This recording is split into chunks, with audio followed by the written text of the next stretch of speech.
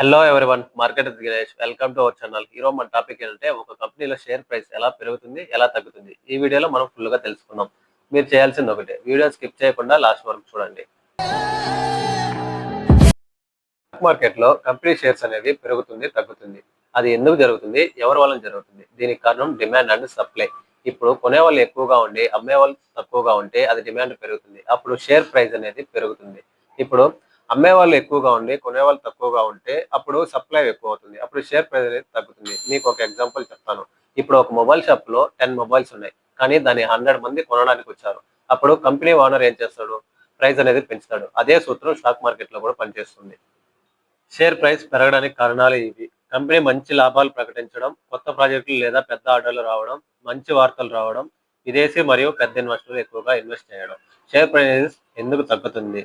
Company నష్టాల్లో రావడం, చెడు వార్తలు లేదా వివాదాలు, మార్కెట్ మొత్తం పడిపోవడం, ఎక్కువ మంది భయంతో అమ్మేయడం.